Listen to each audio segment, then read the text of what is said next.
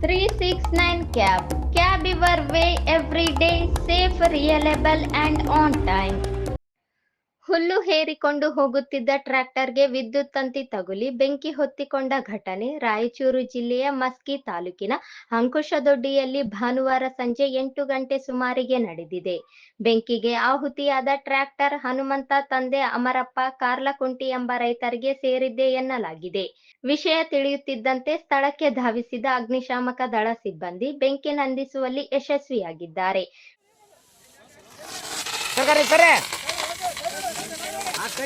ಕಡಿಕೋಳೆ ಮೊದಲು ಅಡ್ವಾನ್ಸ್ ಈ ಕಡೆ ಮತ್ತೆ ಸರಿ ಕಡೆ ನೋಡಿ ಹಂಗ ಬರ್ತದ ಅಲ್ಲ ಈ ಸೈಡ್ ಕಡಿ ಈ ಕಡೆ ನೋಡಿ ಸರಿ ಸರಿ ಸರ್ಕಾರ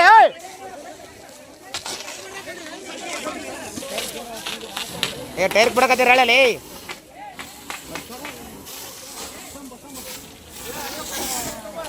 ಸರ್ ರೆಪ್ಪ ಬಂದಿಲ್ಲ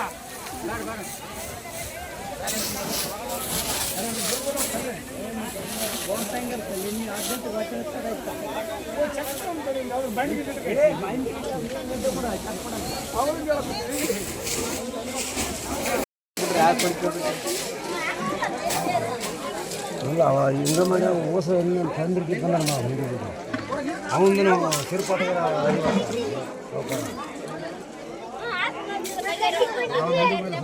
ಯಾರು ನಾತಾವ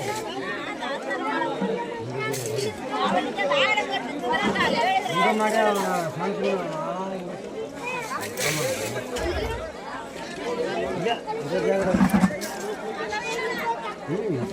ಕೇಸ್ ಮಾಡಿ ಎಷ್ಟು ಮುಂಡಿ ಬಿಡಿ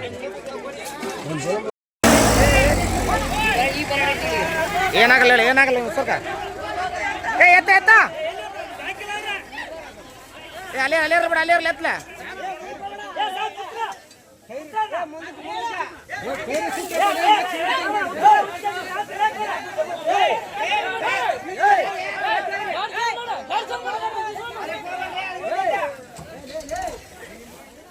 ಬೆಂಕಿ ನಂದಿಸಲು ಬೆಸ್ಕಾಂ, ಜಸ್ಕಾಂ ಮತ್ತು ಪೊಲೀಸ್ ಹಾಗೂ ಅಂಕುಶದೊಡ್ಡಿ ನಾಗರಿಕರು ಸಹಕರಿಸಿದರು.